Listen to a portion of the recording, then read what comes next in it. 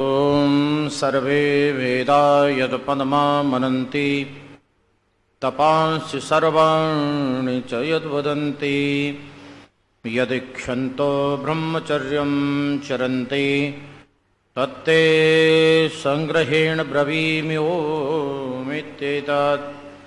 ॐ शान्तिः शान्तिः शान्तिः। सभागार में उपस्थित सभी आर्य समाज के अधिकारीगण, प्रबुद्ध और जागरूक धर्म के अभिलाषी सज्जनों, वंदनीय मातृशक्ति, परमेश्वर की बड़ी कृपा है। महर्षि दयानंद जी महाराज के काल में यज्ञ करना बहुत कठिन काम था। महर्षि दयानंद जी महाराज ने कितना पुरुषार्थ किया होगा कि हम लोगों को यज्ञ की परंपरा मिल गई। इसीलिए ऋषि का कोटिशः धन्यवाद करना चाहिए और उन परंपराओं को अपने व्यावहारिक जीवन में लाना चाहिए। हम आपके बीच यज्ञ पर चर्चा कर रहे हैं और कल हमने आपके बीच चर्चा की कि हम पर्यावरण का संरक्षण करेंगे और उसके पहले बिंदु पर बात कर रहे हैं हम कि हम सुनिश्चित करेंगे कि हम प्रदूषण नहीं करेंगे। थैले का प्रयोग करेंगे, पॉलीथिन नहीं लाएंगे। घर से जब बाजार में सामान लेने जाएंगे तो थैला जरूर लेकर जाएंगे। जब भी सामान लाना है, अगर पॉलीथिन आ गई, ऐसी पॉलीथिन है, कैसा कोई सामान है जो पॉलीथिन में ही आता है, तो उस पॉलीथिन को सामान निकालकर फाड़ करके कूड़े में नहीं फेंकेंगे। कूड़े में पॉलीथिन नहीं जानी चाहिए। वो सामान निकालने के बाद अगर वो गीली हो गई है तो उसे धो दीजिए और लटका दीजिए, सूखने का इंतजार कीजिए और सारी पॉलीथिन इकट्ठे करते रहिए और उसे का उचित निस्तारण कीजिए। या तो कोई सामान भर के बेचता हो उसको दे दीजिए। घर में भी पॉलीथिन काम आती रहती हैं, उसमें प्रयोग कीजिए, लेकिन पॉलीथिन को कूड़े में मत डालिए। सरकार ने जो एक बार प्रयोग की जाने वाली पॉलीथिनों से बंद कर दिया है। आपके यहां भी हो गया बंद? बहुत अच्छा किया है, लेकिन अभी भी पॉलीथिन शीघ्रता से बंद नहीं होगी। लोग चोरी छिपे प्रयोग करेंगे क्योंकि भारत अनैतिक हो गया है जी। क्या कह दिया मैंने? अनैतिक। इतना अनैतिक हो गया है कि बस में चलते हुए भी कूड़ा फेंक सकता है।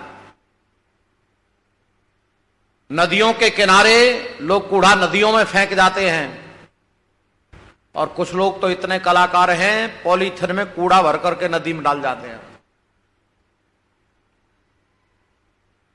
छिलकों को कूड़े पॉलीथिन में बांध करके डाल दिया और छिलकों के, घास के और कच्ची सब्जी के लालच में गाय ने खा लिया पॉलीथिन को। वो कितना बुरी तरह मरती है वो गाय, इसका अंदाजा लोगों को नहीं है। लोगों ने ऑपरेशन कर करके 5-5, 10-10 किलो पॉलीथिन निकाली है गायों के पेट में से। और एक दूसरा निवेदन है, आप प्लास्टिक के बर्तन प्रयोग मत कीजिए। पॉलीथिन प्लास्टिक के बर्तन कौन से?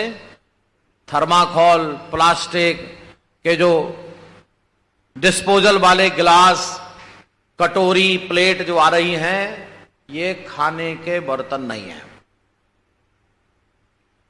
चाहे कितना भी प्रयास करना पड़े, आप पत्ते की ही पत्तल लाइए, क्योंकि भोज तो करना ही है हम लोगों को। पत्ते की पत्तल का कोई विकल्प अभी तक सही नहीं आया है आपके बीच। कई बार तो लोगों ने पत्ते की पत्तल के ऊपर भी प्लास्टिक लगा दी। वो बहुत खतरनाक है। गर्म सामान खाने से शरीर को हानि होगी और वो पॉलीथिन कूड़े में जाकर के लंबे समय तक नहीं गलेगी। लोगों को सुविधा चाहिए, बस ले आए थर्माकोल का प्लेट और चल रहा है, धकाधक चल रहा है। और कुछ लोग उससे भी ज्यादा कलाकार इकट्ठा करके जला देते हैं। चारों तरफ प्रदूषण ही प्रदूषण हो जाता है। कागज का गिलास आया है अभी अभी, कागज का गिलास,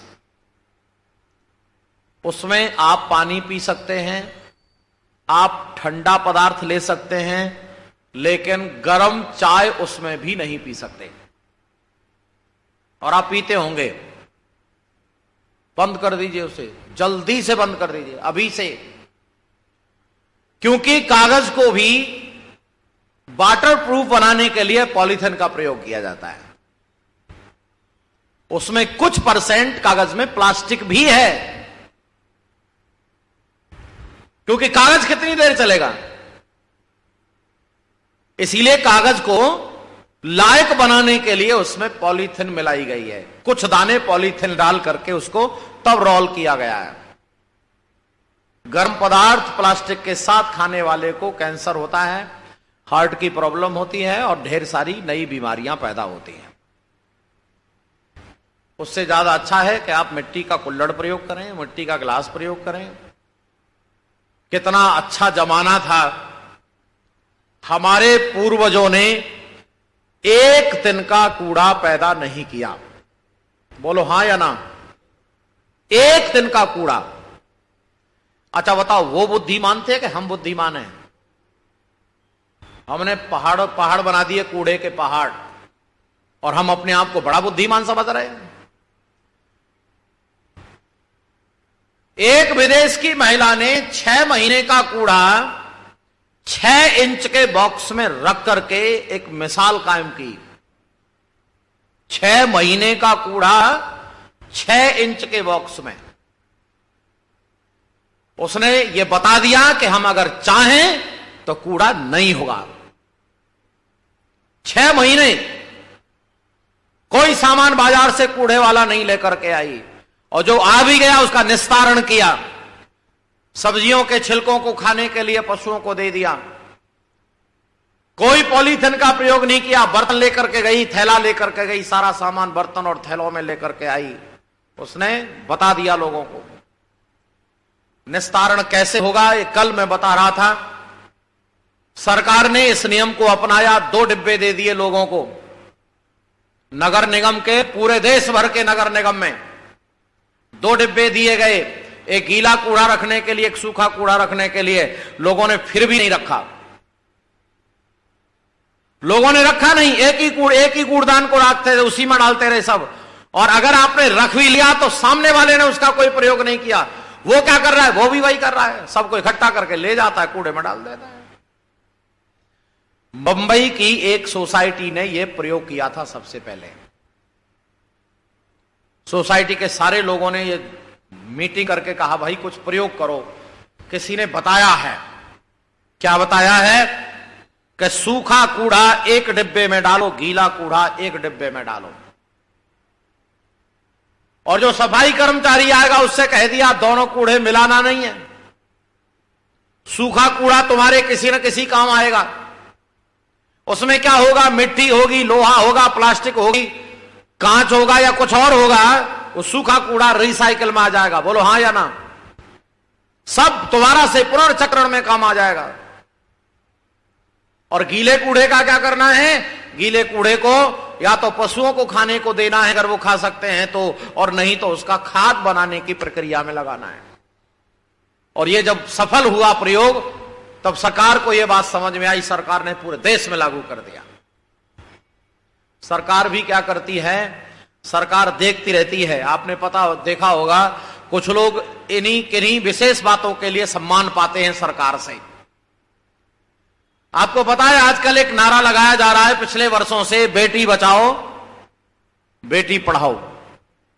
ये किसका उद्घोष है? सरकार का? सरकार का नहीं है, ये आर्य समाज का है। और यह उद्योग सबसे पहले आर्य समाज ने हरियाणा में प्रयोग किया था। जब वहां की जनगणना को पता लगाया, आर्य समाज के लोगों ने देखा कि लड़कियां रह गई हैं 600 और लड़के हो गए 1000। ये 400 लड़कियां कहां चली गई भाई? ये 400 लड़कियां कहां चली गई? तो उन्होंने पूछा, तो उन्होंने यह बताया सरकार ने, मिसिंग है, मिसिंग। भाई मिसिंग कहां है? कहां लुप्त हो गई लड़कियां? प्यारे बंधुओं, आर्य समाज के लोगों ने अस्पताल में भेजे लोग, अस्पताल में जहां पर जांच होती है लड़का लड़की के गर्भ की, भ्रूण की, और उन्होंने ठोस प्रमाण इकट्ठे करके बताया कि लड़कियों को गर्भ में मारा जा रहा है। तब सरकार के सामने जाकर के नियम बनवाया कि भाई गर्भ के भ्रूण की हत्या जो जांच है बंद होनी चाहिए। आर्य समाज ने आंदोलन किया हरियाणा में, और जब समझ में आ गया तब सरकार ने, मोदी सरकार ने इसको लागू किया। ऐसे ही बहुत ढेर सारे काम है बंधुओं। उनमें से एक काम यह है कि प्रदूषण इतना भयंकर हो चुका है, इतना भयंकर हो चुका है, इसे अगर हमने प्रत्येक व्यक्ति ने सजग होकर के दूर नहीं किया तो वो दिन दूर नहीं है जब ये धरती रहने लायक नहीं रह जाएगी। आप प्रयास करो। मैं एक बिंदु पर बहुत ज्यादा बातें नहीं करना चाहता क्योंकि और भी बहुत ढेर सारी बातें हैं, तो अभी हम एक बिंदु पर चर्चा करके आगे बढ़ते हैं। हम सुनिश्चित करेंगे कि मेरी वजह से कहीं प्रदूषण नहीं होगा। हम कार में जा रहे हैं, सामान ले लिया हमने, कूड़ा भी कार में रख लो। विदेश के लोगों की एक बात और बताता हूं मैं आपको। हमारे कई यजमान रहते हैं विदेश में, तो एक सज्जन आए, उन्होंने बताया, आचार्य जी आपको नई जानकारी देता हूं। मैंने कहा बताओ। एक परिवार में भोज हुआ, विदेश में एक परिवार में भोज हुआ, तो सारे के सारे लोग भोजन करने आए और भोजन किया। भोजन करने के बाद उनके यहां ऐसा नहीं है कहीं भी कूड़ा डाल दो, कूड़ा सबने अपना अपना कूड़ा सही इकट्ठा कर दिया। उसके बाद उसने कहा देखो भाई आज कूड़ा जा हो गया है, मेरे खाते में इतना कूड़ा नहीं जाएगा। वहां कूड़ा भी लिमिटेड ही निकाल सकते हैं, और अगर ज्यादा निकाल दिया तो आपको जुर्माना देना पड़ेगा। तो जो दावत खाने आए थे उनको थोड़ा थोड़ा कूड़ा बांधा गया कि जाओ अपने घर से देना। कुछ समझ में आया? कुछ समझ में आया कि विदेश क्यों स्वच्छ हो रहे हैं? क्योंकि उन्होंने कानून सख्त बना रखे हैं। कानून इतने सख्त हैं कि आप कूड़ा ऐसे ही नहीं फेंक सकते। लेकिन ये भारत देश है ना, यहां सब कुछ चलता है। आप कहीं भी थूक दीजिए, कहीं पेशाब कर दीजिए, कहीं गंदगी कर दीजिए, कहीं कूड़ा डाल दीजिए, कोई कुछ पूछने वाला नहीं है। गंदगी का ढेर बनता जा रहा है पूरा देश।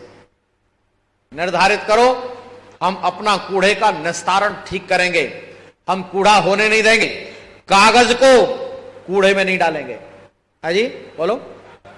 कागज को कूड़े में नहीं डालेंगे, प्लास्टिक को कूड़े में नहीं डालेंगे, लकड़ी मिट्टी को कूड़े में नहीं डालेंगे। ये सारी चीजें बचाओ, ये सब काम आएंगी। अगर अपने काम नहीं आती तो कबाड़े वाले को दो, उसके काम आ जाएंगे। कबाड़े वाले को दो, वो ले जाएगा आपके यहां से और आपको धन्यवाद देकर जाएगा। अरे जब प्लास्टिक की बोतलें इकट्ठी कर लेते हैं लोग, पैसा भी देते हैं, प्लास्टिक की बोतलें लोग इकट्ठी करते नजर मिल जाएंगे आपको। वो बेचारे उसी से अपना गुजारा कर रहे हैं, हम वेस्टेज समझकर फेंक देते हैं। आओ अपनी आंखें खुली रखेंगे, कहीं भी कूड़ा नहीं होना चाहिए। दूसरी बात सुनो अब। अच्छा, हम काफी हद तक ठीक कर सकते हैं कि नहीं? तो करना शुरू करो। एक व्रत ले लो, जैसे मैंने व्रत ले रखा है। मैं प्लास्टिक के बर्तनों में भोजन नहीं करता। भोजन न करना मंजूर है। थर्माकोल जो आ रहा है ना आजकल, उसमें भोजन नहीं करता मैं। भोजन कराना है तो बर्तन ले आओ, मिट्टी के ले आओ, पत्ते का ले आओ, उसमें कर लूंगा। स्टील में करा दो, लेकिन इसमें नहीं करूंगा मैं। भोजन न करना मंजूर है। मैं प्रयास करता हूं, इमरजेंसी, बहुत ज्यादा इमरजेंसी हो तब जाकर के, कोई तो करता नहीं। प्लेटफॉर्म पर कहीं रेलवे में अक्सर रहता हूं, मैं ट्रेन में रहता हूं, नहीं सामान खाता मैं कुछ, उससे बढ़िया है फल ले लेंगे, फल खा करके छिलके कहीं सही जगह पर डाल देंगे। आओ प्रयास करो, कोई एक संकल्प लो कि हम प्रदूषण रोकेंगे, और बताओ लोगों को, चिल्ला चिल्ला के बताओ, कम से कम बार बार बताएंगे तो कम से कम कुछ लोगों के कान में तो पड़ेगी ये बात। और दूसरी बात है, जो प्रदूषण होगा उसके निवारण के लिए वृक्षारोपण करो। बोलो क्या करें? हर व्यक्ति वृक्ष लगाए, 2, 4, 6 वृक्ष लगाए हर वर्ष। वनस्पति जगत के लोगों ने अध्ययन किया है, पेड़ कितने उपयोगी हैं, इतने उपयोगी हैं कि पेड़ नहीं तो जीवन नहीं। बोलो जरा, पेड़ नहीं तो जीवन नहीं। पेड़ समाप्त कर दिए जाएं सारे, मनुष्य उसी दिन मर जाएगा, भूखा मर जाएगा, भूखा, बिना श्वास के मर जाएगा। परमात्मा ने कितनी सुंदर व्यवस्था की है कि पहले पेड़ ही पैदा किए धरती पे। बोलो क्या पैदा किया? मनुष्य और जंतुओं के बनाने से पहले वनस्पतियां पैदा की परमात्मा ने इस पृथ्वी पर, ताकि ये जंतु जगत जीवित रहे। और सुनो, सबसे बाद में ही नष्ट होंगे ये वनस्पतियां। ये पृथ्वी जब संसार समाप्त होने लगेगा ना, सृष्टि लय होने लगेगी, तो सबसे पहले आदमी मरेगा, सबसे पहले मनुष्य मरेगा, उसके बाद जंतु मरेंगे, उसके बाद वनस्पतियां समाप्त होंगी। ये क्रम है, इसी क्रम से पैदा हुआ है। वनस्पति जगत के लोगों ने अध्ययन करके बताया कि पेड़ मनुष्य के बड़े भाई हैं। बोलो जरा, क्या कह दिया? बड़े भाई की तरह संरक्षण करते हैं। हमें क्या चाहिए वो सब पेड़ों से मिलता है। हमको क्या चाहिए वो सब, चाहे अनाज चाहिए, चाहे फल चाहिए, चाहे सब्जियां चाहिए, चाहे इमारत के लिए लकड़ी चाहिए, चाहे फर्नीचर चाहिए, चाहे हमें अपने आप को मरने के बाद फूंकने के लिए भी लकड़ी चाहिए है जी। जन्म से लेकर मृत्यु पर्यंत हमें सब कुछ जो प्राप्त हो रहा है उसका ज्यादा बड़े से बड़ा हिस्सा, कागज चाहिए, कहां से आएगा? कपड़ा चाहिए, कहां से आएगा? ये सब इसी में से आना है, सब कुछ इसी में से आना है। लेकिन फिर भी भारत देश का मनुष्य इतना बेखबर हो गया है, पेड़ काटे चले जा रहा है, लगा रहा नहीं है। और जहां आराम से पैदा हो जाते हैं वहां लगाए नहीं जा रहे, और जहां आराम से पैदा नहीं होते वहां लगाए गए। आओ मैं आपको थोड़ा दुबई की यात्रा पर ले चलता हूं। आपने दुबई के बारे में जाना होगा, तेल का काम है वहां, बड़ी बड़ी ऊंची बिल्डिंगें बनी हैं। दुबई में संसार की सबसे ऊंची बिल्डिंग बनी है जी, क्या नाम है उसका? दुबई बुर्ज, बुर्ज खलीफा 824 मीटर ऊंची है। कितनी? 824। कितना होता है 824? 1 किलोमीटर हो गया लगभग, लगभग 1 किलोमीटर हो गया कि नहीं? इतनी ऊंची बिल्डिंग बना दी। अच्छा, कितनी मेहनत की होगी, कितना पुरुषार्थ किया होगा। ये पुरुषार्थ छोड़ो, मैं आपको प्रासंगिक पुरुषार्थ दिखाता हूं उनका। उनका जो नगर बसा हुआ है दुबई, वहां पेड़ नहीं होते, रेत ही रेत है चारों तरफ। वहां की सरकार ने जब चूंकि विदेश में लोग जाते, विदेशों को देखते, तो उन्होंने कहा भाई हमारे यहां पेड़ नहीं होते, पेड़ पैदा करो, एक बजट बनाओ।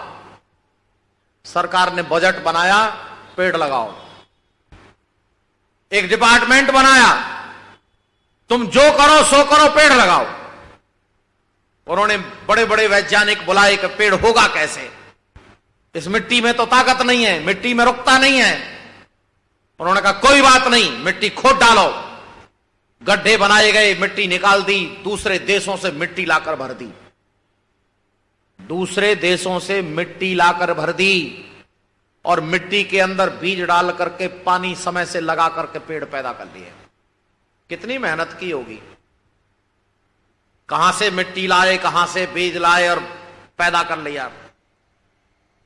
उन्होंने लगाए थे पेड़ डेकोरेशन के लिए, अच्छा लगने के लिए। बहुत अच्छा लगता है पेड़ होते हैं तो, लेकिन जब पेड़ लगे, अच्छा लगा तो उन्होंने जांच कराई तो टेम्परेचर भी कम हो गया।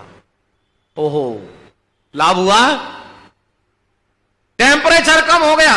उन्होंने कहा ये तो बहुत बढ़िया चीज है और लगाओ। और अब हर वर्ष बजट बढ़ाया जा रहा है, पेड़ लगाए जा रहे हैं। लेकिन भारत देश के लोगों को यह बात समझ में नहीं आ रही। यहां तो पेड़ काटने पर लगे हुए हैं, लगा नहीं रहे लोग। पेड़ लगाओ, और पेड़ अगर लगाओगे तो कितना बड़ा लाभ होगा, वायु शुद्ध हो जाएगी, बरसात होगी। जहां पेड़ अधिक होते हैं वहां बरसात अधिक होती है, नमी बनी रहती है जमीन में, नमी। एक केंचुआ नाम का जंतु होता है, केंचुआ। यह केंचुआ आपको खेतों में मिलेगा, लेकिन अब नहीं मिलेगा खेतों में। पेस्टिसाइड लगा लगा करके जहर बनाकर खत्म कर दिया। अब आपको कहीं मिलेगा तो बड़े पेड़ के नीचे मिलेगा, बरगद के पेड़ के नीचे मिलेगा, पीपल का बड़ा पेड़ हो उसके नीचे मिलेगा। क्योंकि पेड़ के नीचे नमी हमेशा बनी रहती है और वो नमी में मिट्टी को खाने का काम करता है, सूखी मिट्टी में मर जाता है। इसीलिए प्यारे बंधुओं, कुछ पेड़ ऐसे हैं जिनको लगाओ। उनमें सबसे अच्छे पौधे हैं, एक तुलसी का पौधा है जो 24 घंटे ऑक्सीजन देता है, ऐसा लोग कहते हैं। लोगों ने शोध किया, वैज्ञानिकों ने बताया तुलसी का पौधा है। हमारे पुराने पूर्वजों ने बताया हर घर में तुलसी का पौधा मिलता था। एक गिलोय नाम की बेल है, गिलोय, जैसे अमृता कहते हैं, उसे लगाओ। शुगर वाले लोग उसे खाओ, उसका जूस बना करके पियो, अग्नि में जलाओ, हवन में जलाओ, बुखार नहीं आएगा किसी को। कुनैन का बहुत अच्छा काम करती है। प्यारे बंधुओं, अगर आप पेड़ ज्यादा से ज्यादा लगाएंगे तो वहां पर आपकी वायु शुद्ध होगी, जल शुद्ध होगा, भूमि शुद्ध हो जाएगी, भूमि मजबूत हो जाएगी और आपको जीवन जीने का आनंद आने लगेगा। मैंने ऐसे कई दीवाने लोगों को देखा है। एक हमारे मित्र हैं, उन्होंने अपना नाम रखा हुआ है पर्यावरण मित्र। क्या? अपने आप को कहते पर्यावरण मित्र। उन्होंने अपने जितने संपर्क में लोग आते उन सबको कह रखा है, आपको जितने पेड़ चाहिए, जहां लगाने हो लगाओ, पेड़ मैं दूंगा। जितने चाहिए, 1000, 2000, 5000, 10, जितने चाहिए। ये परमात्मा की कृपा है, उसके अंदर ऐसा जुनून सवार है।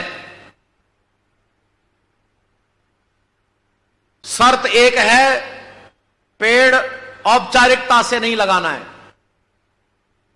ऐसे नहीं लगाना, पेड़ लगा दिया, फोटो खिंचवा दिया, बस हो गया काम ना। पेड़ वहां लगाओ जहां आप सुरक्षित रख सकते हो, पेड़ वहां लगाओ जहां उसकी परवरिश हो सकती है। और अगर पेड़ लगा करके वो खत्म हो गया तो दोबारा नहीं दिए जाएंगे। ऐसे पेड़ लगाने से क्या फायदा है? वैसे पेड़ लोग लगा भी रहे हैं, लेकिन फोटो कई लोग खिंचवाते हैं और पेड़ लगाते एक। और कई बार तो एक ही पेड़ लगा करके सारे लोग उसी के पास बारी बारी से फोटो खिंचवा देते, सबने लगा दिए। औपचारिकता मत करो। आपके पास अगर बालकनी है तो बालकनी में लगा दो, नीचे जमीन है तो बहुत अच्छी बात है, नहीं तो छत पे लगा लो। पेड़ लगाओ। ऐसा एक दीवाना डॉक्टर मैंने देखा सहारनपुर में। कार्यक्रम के बाद डॉक्टर साहब ने कहा, आचार्य जी घर चलना है। मैंने कहा चलो भैया। तो घर पर जाकर के हमने देखा, घर के दरवाजे के सहारे सारे रोड के किनारे किनारे बड़े बड़े पेड़ लगे। मैंने कहा वाह डॉक्टर साहब, बहुत बढ़िया। उन्होंने कहा अभी वहां मत कहो, चलो ऊपर चलो। उनका मेन गेट से घुसते ही सीढ़ियां हैं, ऊपर जाते हैं, हर सीढ़ी पर पौधा लगा हुआ था, हर सीढ़ी पर गमला, हर सीढ़ी पर, दीवाना पर है। उसके बाद छत पर गए तो छत पर व्यक्ति ने अमरूद के पेड़ लगा रखे थे, अमरूद के छत पर। और हो सकता है आपने कभी विदेश की कुछ सीनरियां देखी हो,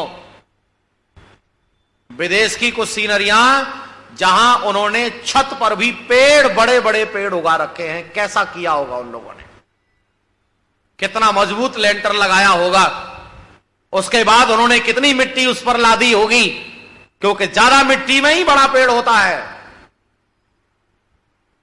आपके पास तो कोई परेशानी ही नहीं है। भारत देश में जहां बीज डाल दो वहां पौधा हो जाता है। मौसम अनुकूल है, देखो 2 बार मौसम आता है पेड़ लगाने का। एक ये मौसम अभी जो चल रहा है, और एक मौसम होता है पतझड़ का। पतझड़ के तुरंत बाद नई कोपलें आती है, उस समय आप पेड़ लगाइए, पतझड़ के समय पर पेड़ हो जाएगा। इसीलिए 2 समय, वैसे तो पेड़ कभी भी हो जाएगा भारत देश में, कभी भी लगाइए, बरसात का इंतजार मत करो, लेकिन परवरिश कर सको तो लगाओ। गर्मी के मौसम में भी पेड़ हो जाएगा। हर शाम को रोज पानी लगाओ और थोड़ी आसपास बाड़ लगा दो, आपका पेड़ हो जाएगा गर्मी में भी। प्यारे बंधुओं, मैं अभी पिछले दिनों कोटा गया था। कोटा में एक ऐसा व्यक्ति मिला, पेड़ों के प्रति इतना लगाव। वो ये कहा, आचार्य जी मैं जिस पेड़ का नाम सुनता हूं, जैसे काली मिर्च का नाम सुना मैंने, काली मिर्च पेड़ पे आती है, तो उसने सर्च किया कहां मिलेगा, ऑनलाइन मंगा लिया, भाई काली मिर्च का पेड़ भेजो, उसने लगा दिया। माने जो जो पेड़ हो सकते हैं हमारे पास नजर में आते, वो सारे पेड़ लगा करके मंगा रखे उसने। चाहे बादाम का पेड़ हो, चाहे वो अन्य और भी पेड़ हो, मैं उसके बगीचे को देख करके बहुत अच्छा लगा। मैंने कहा वाह, धन्यवाद आपका। औषधियों के पेड़ लगाओ, आपका इलाज आराम से हो जाएगा, आपको टेंशन लेने की जरूरत नहीं है। जैसे एलोवेरा, ग्वार पाठा, एलोवेरा के नाम से ज्यादा जानते हैं, हिंदी में तो जानते ना उसको। एलोवेरा इतनी बढ़िया औषधि है, अपने घर पर लगाओ और उसी में से नए नए अपने आप फूटते रहते हैं। वो जड़ में जहां जाती रहती है, उस जड़ों में से नए निकलते रहते हैं अपने आप। और वो जैसे ही निकलता इतना बड़ा हो गया है, उसे उखाड़ लो और दूसरी जगह लगा दो, और जो भी बढ़ रहा है बढ़ता रहता है। नीचे वाले जो उसकी डाली है, पत्ती है, उसको काट लो, और काट करके उसका हरा हरा हिस्सा ऊपर वाला छील दो, अंदर सफेद सफेद गूदा निकलेगा, उसे खा लो। पेट के लिए, दिमाग के लिए, रक्त शोधन के लिए बहुत अच्छा है। गले से संबंधित जिनको प्रॉब्लम रहती है उनके लिए बहुत अच्छा है। और उसे चेहरे पर लगा लो, सौंदर्य के लिए अच्छा है। उसमें थोड़ा सा आटा डाल दो, हल्दी डाल दो, उबटन कर लो, शरीर पर काम आएगा। इतने ढेर सारे प्रयोग हैं उसके। ऐसी अनेक चीजें, जैसे पथरी बराबर हो रही है, पत्थर चटा नाम का एक पौधा होता है, इतना बड़ा हो जाता है, लगाओ उसके पत्ते खिलाओ, पथरी नहीं होगी। ऐसी अनेक औषधियां हैं। बड़े बड़े पेड़, जहां बड़ी जगह हो वहां बड़े पेड़ लगाओ।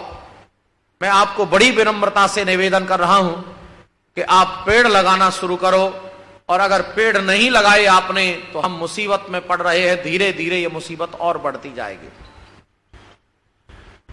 वनस्पति विज्ञान को जब हमने पढ़ा तो बड़े बड़े अद्भुत प्रयोग वहां पर बताए गए हैं कि कौन कौन से पेड़ ऐसे जिनकी जड़ें काम आती हैं, कितने पेड़ ऐसे जिनके तने काम आते हैं, जिनकी छाल काम आती है, कितने पेड़ ऐसे जिनकी पत्तियां काम आती हैं।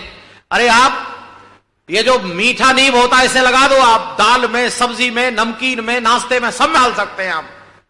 बहुत अच्छी औषधीय पौधा है, उसकी पत्तियां बड़ी काम की हैं। सहजन का पेड़ लगा दो, बड़ा औषधीय पौधा, उसकी जो फली होती है बड़ी आयुर्वेदिक लाभ देने वाली होती है। ऐसे अनेक पौधे हैं, किनके फूल काम आते, किनके फल काम आते हैं।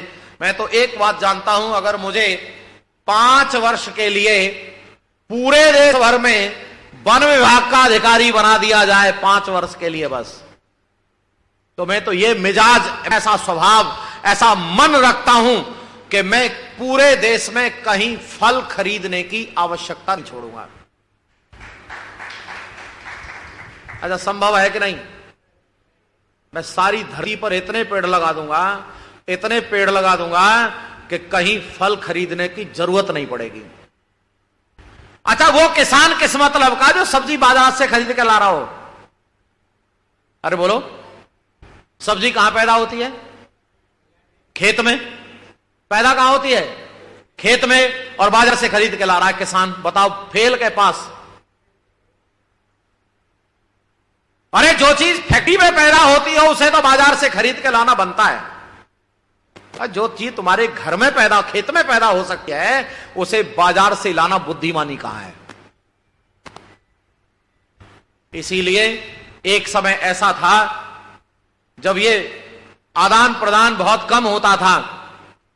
आपको एक बात बताता हूं, आपको याद है कि 4 महीने के लिए लॉकडाउन लगता था कभी बरसात के दिनों में, तो गांव के लोग बाजार क्या दूसरे गांव नहीं जाते थे।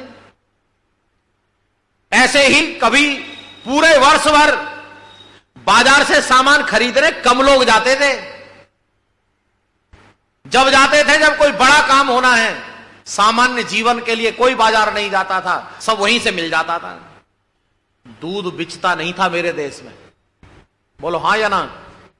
दूध बेचा नहीं जाता था, सब एक दूसरे को देकर काम चला लेते थे।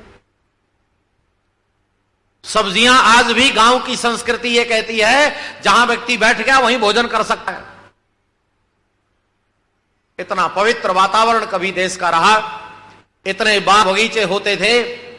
आज मैं दामोदर की कथा सुन रहा था। दामोदर, आप नाम सुना? दामोदर कौन था? दामोदर झांसी की रानी ने एक पुत्र को गोद लिया था, उस बच्चे का नाम था दामोदर। उसने बड़े होने के बाद अपनी बात बताई थी, लोगों को पता नहीं है उसके बारे में, वो कहां गया, बड़ी बुरी स्थिति में जिया था वो। अंग्रेजों ने बड़ी यातनाएं दी बाद में, हालांकि बाद में कुछ उसके लिए पेंशन भी बांधी कि इतना पैसा मिलता रहेगा, लेकिन ज्यादा लोग नहीं रख सकता, रसाई ठाट में नहीं जिएगा।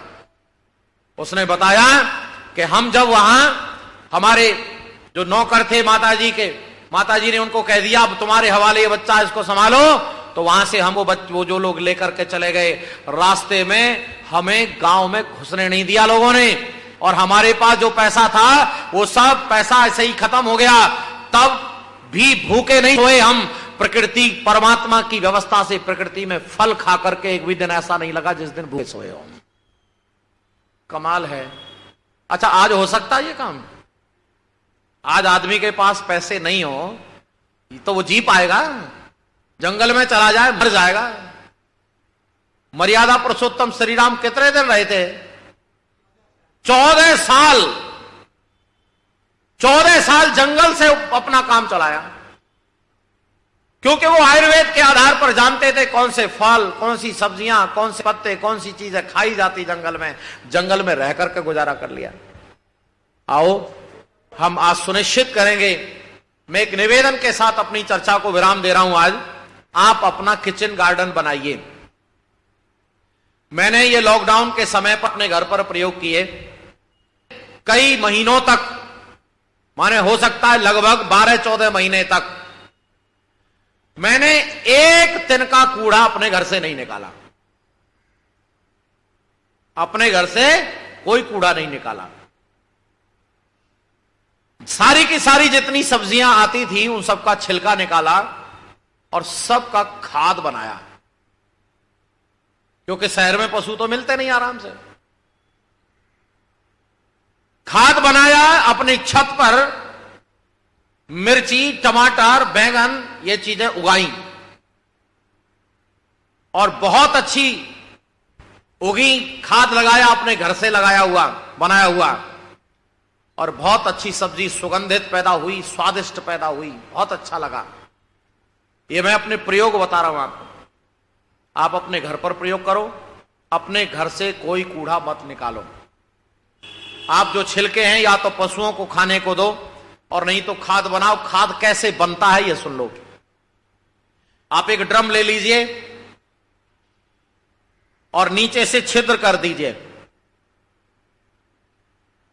और सूखे पत्तों से उसको कम से कम एक आधा इंची लेयर लगा दीजिए। सबसे नीचे आधा इंची सूखे पत्ते डाल दीजिए, और फिर जो भी घर में से निकला हुआ है, 1 दिन का, 2 दिन का, रोज के रोज मत डालिए, 2 दिन का इकट्ठा कर लीजिए। जो छिलके हैं उसमें सब्जी, पकी हुई सब्जी, दाल, चावल ये नहीं डाले जाएंगे।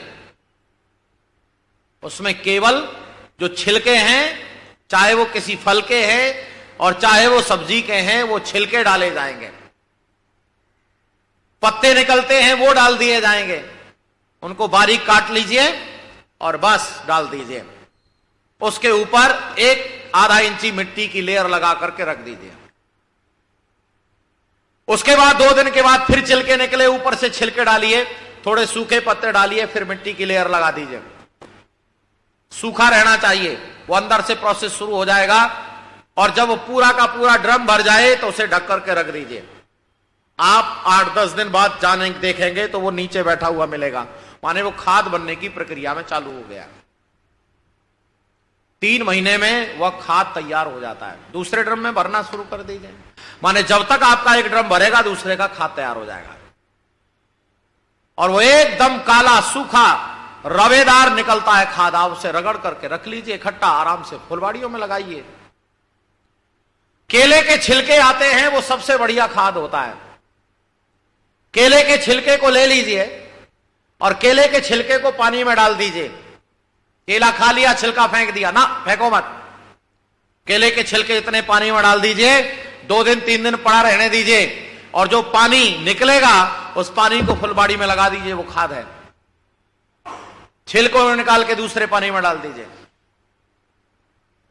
और जो कंपोस्ट खाद आप बना रहे हैं किचन वेस्ट से, उसमें छिलकों को डाल दीजिए और ऊपर से मिट्टी लगा दीजिए।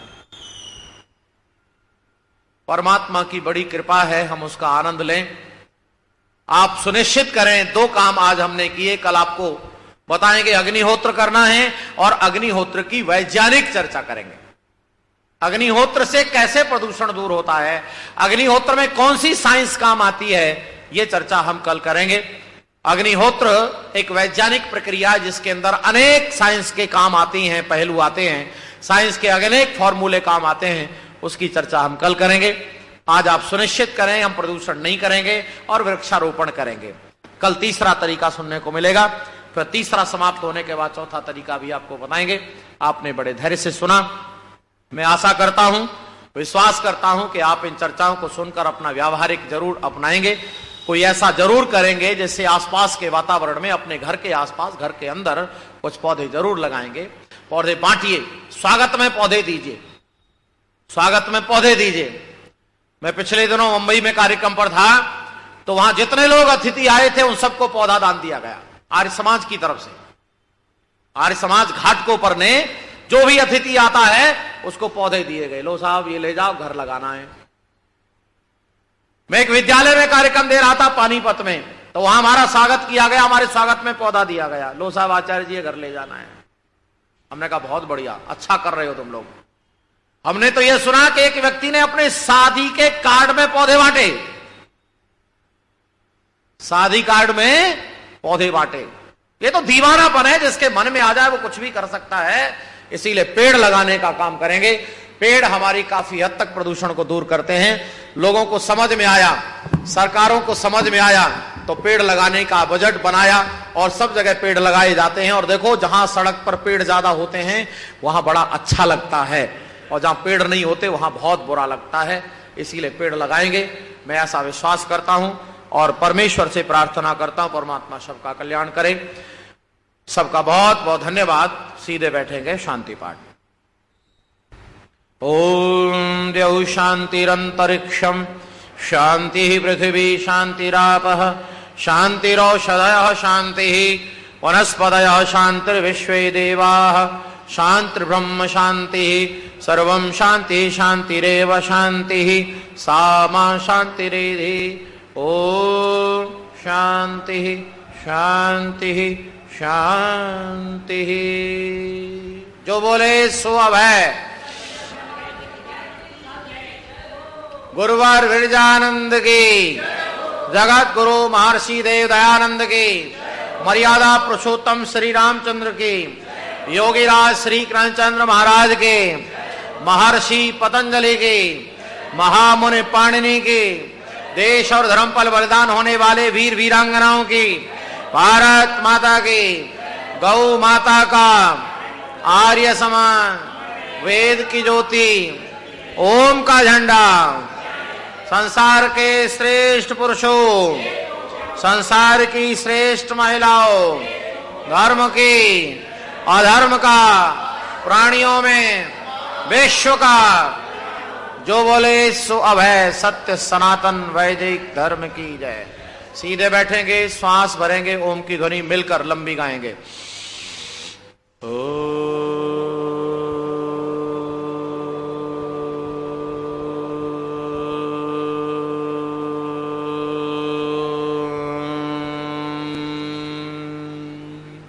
वैदिक अभिवादन। सभी को सादर नमस्ते।